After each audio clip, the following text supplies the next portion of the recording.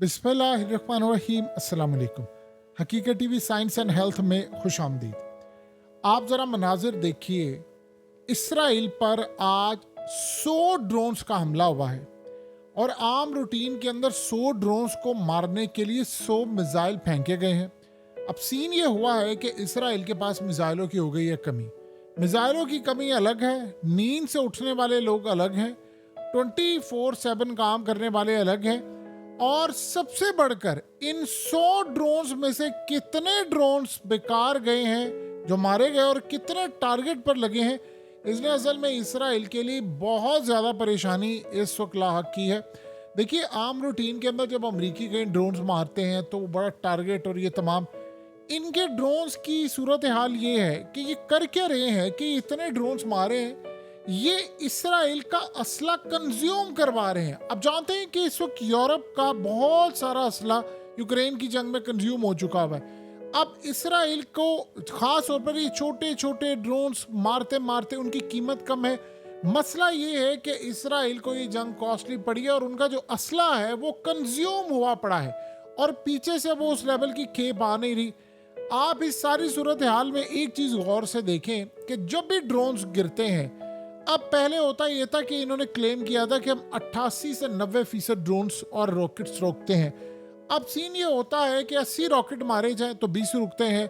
अगर 100 ड्रोन्स मारे जाते हैं तो उनमें से बहुत सारे टारगेट, और ये बिल्कुल आप समझ लें टॉय ड्रोन्स जैसे कोई सूरत हाल होती है, वो छोटी छोटी जगहों पर जाकर टारगेट करते हैं। और वो करते क्या है, वो जाकर इनका कम्युनिकेशन सेंटर तबाह करते हैं, फलाना तबाह करते हैं। अब इस सारी सूरत हाल में 100 ड्रोन्स आते हैं और उसके बाद ये असल में कर रहे हैं नफ्सियाती जंग। ये सबसे खतरनाक सिलसिला होता है जब आपने किसी भी कौम को बर्बाद या तबाह करना होता है। यही तो वजह है कि नेतन्याहू ने कैदियों से तबादले में जब उन्होंने इनको गुस्से से कहा, यानी वहां पर तलखियां, गुस्सा, नफरत, ये तमाम चीजें हुई कि आप कर क्या रहे हैं। अब सीन यहाँ पर ये हुआ है कि बड़ी अजीबो गरीब सूरत हाल ये पैदा हुई है कि खास तौर पर ईरान की फौज के तर्जुमान ने आकर कहा, उन्होंने कहा कि जो अब रिस्पांस हमने देना है वो पहले जैसा नहीं होगा।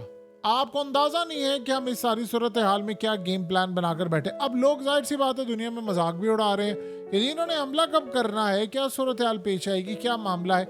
इस सारे मामले पर एक सिनेरियो बना है जो गालिबन किसी को समझ नहीं आ पा रहा। देखिए, इस वक्त पुतिन हंगामी दौरे पर चचनिया पहुंचे हैं और ये चचनिया रूस जाकर, यानी पूरी सारी सूरत हाल में चचनिया को तैयार कर, आपको पता है कि रशियन फेडरेशन के अंडर आता है। रमज़ान कादरेव ने इनका किया इस्तकबाल।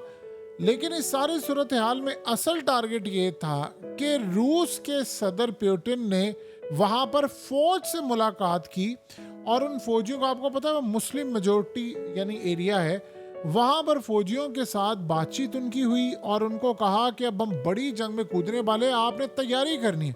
इस वक्त रूस के सदर पुतिन ऐसे ताबड़तोड़ दौरे कर रहे हैं, यानी आज आप देखिए वो अज़रबैजान थे, फिर वो चचनिया गए हैं, फिर उसके बाद उनके मुल्क में, यानी आप सोच रहे तूफानी दौरे हो रहे हैं। अभी रिसेंटली मोदी को उन्होंने बुलाया, फिर आप देखिए कि उसके बाद चाइना का दौरा हुआ, फिर इस सूरत हाल में शी जिनपिंग से मुलाकात है और उसके बाद यानी ऐसी ऐसी मुलाकातें हो रही हैं, ऐसे ऐसे दौरे हो रहे हैं तूफानी। कभी उन्होंने इराक के प्राइम मिनिस्टर को बुलाया है, कभी उन्होंने ईरान के उस वक्त इब्राहिम रेसी के साथ मुलाकात की। अब वो जो काम करने के लिए जा रहे हैं वो बड़ा खतरनाक है, वो इसराइल के लिए खतरनाक है और अमेरिका के लिए खतरनाक है। सूरत हाल इस वक्त ये पैदा हो रही है कि इस वक्त रमज़ान कादरेव ने अपनी जो फोर्स है उसको पूरी तरह मैदान में उतारने का फैसला किया। पहले प्लान ये था कि वो गजा वाली साइड पर जाएंगे, लेकिन अब यूक्रेन की जंग जो उबलने वाली है मजीद, इन्होंने प्लान अब ये किया है कि यूक्रेन का आज इन्होंने एक न्यूयॉर्क रीजन जो जिसे कहलाते हैं, वो न्यूयॉर्क रीजन भी इनकी फौजों ने कब्जे में ले लिया है, यानी रूस ने। अब वहां पर उनको लड़ाई की बड़ी सख्त जरूरत है। आपको पता है कि कल पुतिन ने जो ऐलान किया वो बहुत बड़ा ऐलान था। उसमें उसने कहा कि जो लोग अपने मुल्क, अपनी हुकूमतों से तंग है, हमारे मुल्क में आ जाए। अब वो जाहिर सी बात है वीज़ा पॉलिसी नम करने जा रहे हैं, रशियन लैंग्वेज की ज़रूरत नहीं। लेकिन अब एक मुआहदा होने जा रहा है ईरान और रूस के दरमियान, और ये मुआहदा बहुत बड़ा है, बहुत बड़ा है, और गालिबन ये 20-25 साल पर मुहित है। इस मुआहदे के तहत अभी उसकी शिकें सामने नहीं आई, लेकिन जो ख्याल किया जा रहा है, जो सोर्सेज अब सामने आ रहे हैं, उसके मुताबिक ये जो मुआहदा होने जा रहा है ये जंग का सबसे बड़ा मुआहदा है। उसमें गालिबन आप ये समझ लीजिए कि एक दूसरे के लिए मर मिटने का मुआहदा है। इसमें सबसे पहले जो चीज़ सामने आ रही है, रूस ये चाह रहा है कि ईरान अमेरिका को मिडल ईस्ट के अंदर उसका कब्रिस्तान बना दे, चाहे वो बनाए अपनी प्रॉक्सिस के जरिए, चाहे वो बनाए किसी और चीज़ के लिए। फैक्ट्रियां दिन रात काम करेंगी ईरान के अंदर, रूस में काम करेगी, मिसाइलों की बरसात होगी। और इस सारी सूरत हाल में जो सबसे बड़ी चीज़ है वो ईरान इनसे मांग रहा है SU-35 और दूसरी चीज़ें। अब गालिबन एक ऐसा जॉइंट वेंचर इनका होने वाला है जिसमें ये मामला सामने आएगा और ये इसराइल के लिए और अमेरिका के लिए बड़ी तबाहकुन सूरत हाल होगी कि ऐलान ये हो जाएगा कि अगर ईरान के ऊपर कोई हमला होगा, यानी गालिबन ये सूरत आलम देखने को हमें मिल सकती है कि ईरान के अंदर रूस की फौजें आ जाएं, उनका एक अड्डा कायम हो जाए और इस सारी सूरत हाल के अंदर ईरान की फौज और ईरान की प्रॉक्सिस यूक्रेन में लड़ाई करें।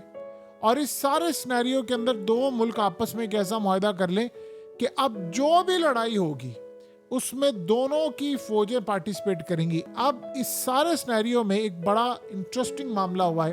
आपको पता है अमेरिका की फौजें, उसकी नेवी, उसके वॉरशिप्स, ड्रोन सब आ चुके हैं।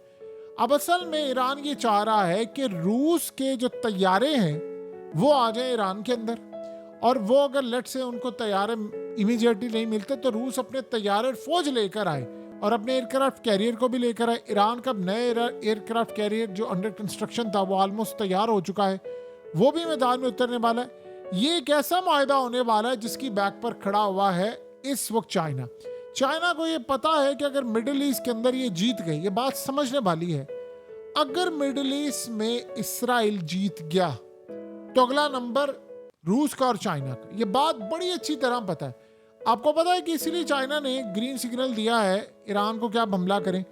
अब यहां पर अगर ये जीत गए तो समझ लीजिए फिर अगला नंबर इनका आ गया। तो इस सारे सिनेरियो में जो वायदा हो रहा है, अब आपको आने वाले वक्त में खुलकर चाइना सामने आता हुआ नजर आएगा। मिडिल ईस्ट के अंदर इसराइल का हारना, अमेरिका का हारना और इस सारे सिनेरियो में ईरान का जीतना, चाइना इस पर बेट लगा चुका हुआ है। और ये याद रहे कि इस सारी सूरत हाल में सबसे अहम रूस भी बेट लगा चुका है। यानी ये अब वो ममालिक हैं जो ये समझ रहे हैं कि हमें आगे बढ़कर ये मामला जीतना है, हमें किसी सूरत ये जंग नहीं हारनी। सो अब वो सारे का सारा सिनेरियो क्लियर हो रहा है। आप ये देखें कि इस वक्त ब्रिक्स को उन्होंने बड़ी तेजी के साथ रिवाइव करना शुरू किया है और जल्द अज जल्द उनके अंदर मजीद कंट्रीज को शामिल करें। गालिबन अनकरीब हो सकता है, बहुत ज्यादा भी अगर देर हो जाए तो इस साल का एंड और अगले साल के अंदर हम देखेंगे कि ब्रिक्स दुनिया के अंदर अक़वाम मुत्तहिदा का नेमो बदल के तौर पर आ जाएगा, उसका एक अल्टरनेट आ जाएगा और उसमें फैसला फिर ऐलान जंग हो जाएगा कि आज के बाद कोई मुल्क ऐसा नहीं होगा जिस पर पाबंदियां, यानी ईरान से ट्रेड करनी है करें, अमरीकी डॉलर को खैराबाद कहें, वहां पर अमेरिका को खैराबाद कहें, असला एक दूसरे को सप्लाई किया जाएगा, यानी वो वहां पर कोई पाबंदियां नहीं है, अमेरिका की उजारादारी खत्म है। अब इस सूरत हाल में होगा ये, जब इतने सारे ममालिक एक जगह पर आ जाएंगे तो अमेरिका के का पाबंदियां, तो अमेरिका का बाइकआउट हो जाएगा, यानी फिर दुनिया दो हिस्सों की हो जाएगी। एक अमेरिका वाला वर्ल्ड होगा, इसराइल वाला, एक चाइना वाला वर्ल्ड होगा। और ये याद रहे, चाइना, इंडिया, उसमें दो ऐसे मुल्क हैं जो हैं ऑलरेडी, तो वहां पर तो आप ये समझ लें कि दुनिया की तकरीबन 3 अरब की आबादी तो यहीं पर आ गई है। फिर उसके बाद बाकी बहुत सारी जो इस्लामिक कंट्रीज हैं वो तो लाइनों में लगी हुई हैं, तो वहां पर बड़ा खेल बड़ा इंटरेस्टिंग होने जा रहा है। यही वो वजह है कि इन सबको प्रॉब्लम। और वहां पर फिर ये भी मामला ऐसा नहीं है कि मिसाल के तौर पर अब इंडिया क्या चाह रहा है, इंडिया भी अब आज़ादी की तरफ है। ये आप चाहे हजार इख्तलाफ कर ले मोदी के साथ, लेकिन उसका ये स्टेप बड़ा ज़बरदस्त है और वो इसलिए है कि अब अमेरिका से उजारादारी उसकी ख़त्म करें।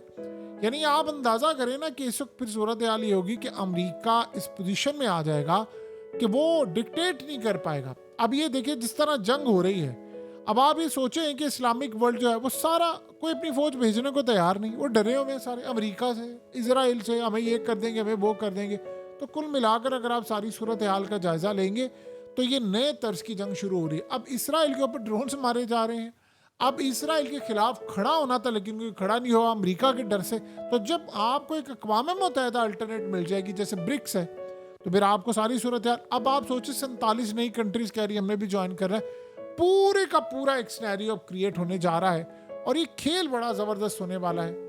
और इसमें एंड के ऊपर आपको नज़र आएगा अमेरिका, उसके इत्तेहादी और बाकी दूसरे तीसरे जो लोग हैं वो बिल्कुल एक तनहा सी सूरत हाल में चले जाएंगे और यहीं पर फिर दुनिया के लड़ाई का आगाज़ होगा। चाइना ने अपना सिस्टम देना, पेमेंट सिस्टम, और उसमें वो किसी सूरत नहीं चाहेंगे कि अमेरिका का बैंकिंग सिस्टम हो, इनकी उजारादारी हो। और फिर तेल और ये तमाम जो है, अमेरिका वैसे भी उसका वो लेवल नहीं रहा। तो इस सारी सूरत हाल में खेल जो है वो बहुत ज़्यादा इंटरेस्टिंग मरहले में पहुंच चुका है। हकीकत टीवी साइंस एंड हेल्थ की इस वीडियो के नीचे कमेंट ज़रूर कीजिए, अपनी राय का इजहार ज़रूर करें और इस वीडियो को हर जगह शेयर करते हुए चैनल को सब्सक्राइब ज़रूर करें।